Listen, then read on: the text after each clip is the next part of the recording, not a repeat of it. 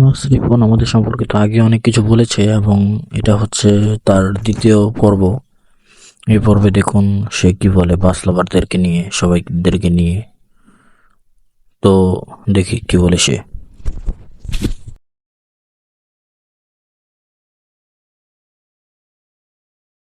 আসলামাদেরকে বলবো আপনারা সবসময় যে কোনো জায়গায় দাঁড়াবেন, নিজের জীবন বাঁচাইলে আপনি ভিডিও করতে পারবেন, সেফ মতন দাঁড়ানোর জন্য চেষ্টা করবেন। কারণ আপনি হয়তো রোডের বিস্কানে দ্বারা ভিডিও করতেছেন, পিছন থেকে একটা গাড়ি আসে আপনাকে মারি দিল, তখন তো আপনার জীবনটাই শেষ হয়ে গেল, তাহলে আপনি ভিডিও করবেন কিভাবে?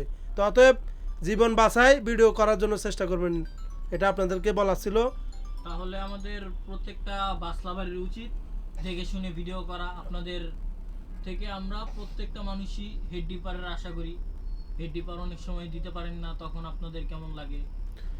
আমরা অনেক সময় হয়তো বাস লাভার দাঁড়িয়ে থাকে, আমরা হয়তো ফলো করি না, আমাদের মন মানসিকতা হয়তো অন্যদিকে কাজ করে, তার জন্য হেড ডিপার দিতে পারি না। তো এই নিয়ে বাস লাভাররা কখনো কিছু মনে করবেন না।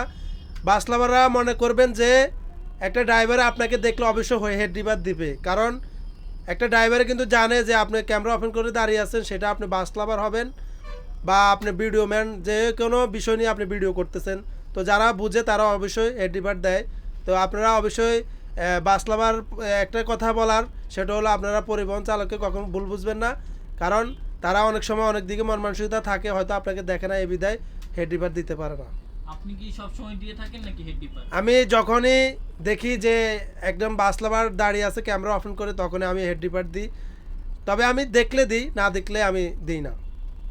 তাহলে আমরা সব সময় চেষ্টা করব আপনাদের থেকে হেড ডিপার পাওয়ার আশাই করে থাকি। হ্যাঁ, আমরা এটাই। কিন্তু অন্যান্য কিছুর জন্য আসি না, আমরা হেড ডিপারের জন্যই আসি। হ্যাঁ, তোমরা বাস লাভাররা যারা আছো তারা হেড ডিপার করলে ড্রাইভাররা তরুণরা একটু ভালোবাসো বা একটু আনন্দিত হও, এটাই। তোমরা তো আমাদের কাছে টাকা পয়সার জন্য আসো না বা বিভিন্ন হেল্পের জন্য আসো না, আসো কি জন্য? একটা ভিডিও শ্যুট নিবা, হেড ডিপারটা দিলে একটু তোমরা আনন্দিত হও, এটাই। হ্যাঁ ভাই, তাহলে আজকে আমরা জানতে পারলাম যে হেড ডিপার আমরা একটা বাস লাভাররা আশা করে থাকি। এখন সামনে আপনি যদি দেখেন হেড ডিপার মারবেন, সবসময় হেড ডিপার মারার চেষ্টা করবেন। আর একটা জিনিস, আপনি লাল সবুজ পরিবহনে কতদিন ধরে কাজ করছেন? আমি লাল সবুজ পরিবহনে 5 বছর প্লাস। তবে আমি নন এসি থেকে ধরেই আমি এখন স্লিপারে আসছি। আমি লাল সবুজ পরিবহনের মালিককে হাজারো স্যালুট জানাই, কারণ আমাকে জিরো থেকে আজকে হিরো বানায় দিছে লাল সবুজ পরিবহনের মালিক। আপনি এক হিসাব ধরে বলতে গেলে আপনি কিন্তু তার মাধ্যমেই ফেমাস জীবনে পরিণত হয়েছে। হ্যাঁ, আমাকে ফেমাস রিপন হিসাবে সবাই চিনে। তবে আমি চাই এই ফেমাস রিপন নামটা আমি ধরে রাখার জন্য। তো আমি এই লাল সবুজে নন এসির থেকে ধরে এসি সব গাড়ি চালাইছি। আপনার আডারো আডারো চালাইছি, তারপরে ইসুজু চালাইছি, আইসার চালাইছি, তারপরে 12 মিটার রেক্সানা চালাইছি, এখন আমি সিলিভার চালাইতেছি। তো আপনারা আমাকে দোয়া করবেন আমি যেন আরও ভালো ভালো পরিবহনে ভালো ভালো গাড়ি চালাতে পারি। আর আপনি লাল সবুজ পরিবহনের মালিক সমিতির জন্য কি বলতে চান? লাল সবুজ মালিক পক্ষকে আমি হাজার স্যালুট জানাই, কারণ ওনারা সবসময় ড্রাইভারদের প্রতি অনেক ভালোবাসা রাখে, ড্রাইভারদেরকে অনেক ভালোবাসে, এক হাতে গাড়ি দিয়ে রাখে সবসময় গাড়িটা ভালো চলার জন্য।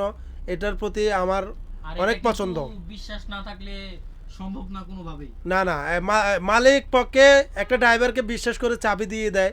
তো ড্রাইভারকে একটা কথাই বলবো, কোটি টাকার সম্পদ মালিক আপনাকে দিয়ে দিচ্ছে, আপনিও আপনার মতো সুন্দরভাবে রাখার জন্য চেষ্টা করবেন। এই যে এখন কিন্তু শীতকাল চলছে, এই হ্যাঁ শীতকালে গাড়ি চালানোটা অনেক রিস্কি হয়ে থাকে। হ্যাঁ, আসলে একটা কথা বলতে চাইতেছি, রাস্তা অনেক কুয়াশা, অনেক রাস্তা দেখা যাচ্ছে না। মনে রাখবেন, ফাড়াফাড়ি করে যে চালাবে গাড়ি সে যাবে জমের বাড়ি, আর রিল্যাক্সে গাড়ি চালাবে যে সে যাবে নিজ বাড়ি। আসলে ভুলে যাবেন না, একটা ভুলের কারণে সারা জীবনের কান্না। আসেন আমরা এই কথাটা জানি, 64 জেলার ড্রাইভার বাইরে হাইওয়ে রাস্তায় গাড়ি চালাই, তাহলে দুর্ঘটনার থেকে আমরা সবাই বাঁচি। আপনাদের কিন্তু একটু দেখে শুনে গাড়ি চালাতে হবে, কেননা আপনাদের হাতেই এই স্টিয়ারিং এর আপনাদের উপরেই ভরসা করে আছে আরো 45 থেকে 40 জন যাত্রী। এক একটা গাড়িতে এক এক রকম যাত্রী থাকে। হ্যাঁ হ্যাঁ, আপনাদের আমাদের উচিত- আপনাদের উচিত এই কি বলে এটাকে, আপনাদের উচিত তাদের জীবনকে রক্ষা করা। আপনারাই কিন্তু এটার দায়ভার সবকিছু নিতে হবে। যাত্রীদের প্রতি একটা কথা বলতে চাইতেছি, সেটা হলো দেখেন আপনারা 30 জন 40 জন যাত্রী গাড়িতে থাকেন, আপনারা ঘুমান, আর একটা পরিবহন চালক সে গাড়ি চালাচ্ছে, তারও কিন্তু ঘুমাবার ইচ্ছা জাগে, কিন্তু সে ঘুমাইতে পারতেছে না, কারণ তার প্রতি অনেক দায়িত্ব। আপনাদেরকে স্বয়ংসম্পূর্ণভাবে জায়গা গন্তব্যস্থানে পৌঁছে দেওয়া তার কর্তব্য। তো আমি সকল যাত্রীর উদ্দেশ্যে একটা কথা বলতে চাইতেছি, আপনারা যারা গাড়িতে করে আসা যাওয়া করেন, নামার সময় একটা ড্রাইভারকে ধন্যবাদ হলেও দিয়ে যাবেন, কারণ আপনি যখন গাড়িতে উঠেন তখন আপনি গাড়িতে উঠে ঘুমান। একটা পরিবহন চালকও কিন্তু ঘুমাইবার ইচ্ছা জাগে, তখন সে ঘুমায় না, কারণ সে ঘুমাইলে আপনারা 30 জনও ঘুমাই যাবেন। জি এটা হচ্ছে যাত্রীদের প্রতি আমার বলা ছিল। আর ড্রাইভারদের প্রতি বলা থাকবো একটাই, আপনারা সুন্দরভাবে গাড়ি চালালে আপনার ফ্যামিলি বাঁচবে, আপনি বাঁচবেন, মালিক বাঁচবো। যদি মালিকের সম্পদ আপনি বাঁচাইতে রাখতে পারেন তাহলে আপনি বাঁচবেন, আপনার ফ্যামিলি বাঁচবে। আপনি যদি ভালো গাড়ি চালান তাহলে মালিক আপনাকে ভালো বেতন দিয়ে রাখবে, আর ওই বেতন দিয়ে আপনার ফ্যামিলিকে চালাতে পারবেন। আচ্ছা, আপনি তো অনেক দিন ধরে 5 বছর যাবত এই লাল সবুজ পরিবহনে গাড়ি চালাচ্ছেন। ঢাকা কক্স রোডে, ঢাকা সিলেট এবং রংপুর, কুমিল্লা, নোয়াখালী অনেকগুলা রুটে আপনি গাড়ি চালিয়েছেন। এখন আপনার সাথে কি কেমন স্মরণীয় কোনো ঘটনা ঘটেছে? জাম হয়তো ভুতুরে হয় অনেকের সাথে, অনেক ধরনের ডাকাতি, আপনার সাথে এরকম কোনো ঘটনা হয়েছে? আমার সাথে ঘটনা হয়েছে, যখন আমি সর্বপ্রথম পরিবহনে আসি, তখন আমি, আপনারা অনেকে চিনবেন, নোয়াখালী থেকে ফেনী চলে, ওই গাড়িটার নাম হলো সুগন্ধা দ্রুতযান আছে, সুগন্ধা কিং আছে। তো আমি যখন আসছি তখন কিং ছিল, সুগন্ধা কিং। তখন আমি সকালবেলা আসতে আমার গাড়িটা ব্রেক মিস করে, তখন আমি ব্রেক মিস করার পরে আমি গাড়িটা নিয়ন্ত্রণ হারাইছি। তবে আমার ব্রেনটে ছিল যে আমার গাড়িটা যে কোনো একটা এই বালুর বা বালু বা কলা গাছ ওরকম কিছুর ভিতরে মারার, কিন্তু তখন আমার ব্রেনটে কাজ করে না, তখন আমি গাড়িটা খালে পালাই দিই।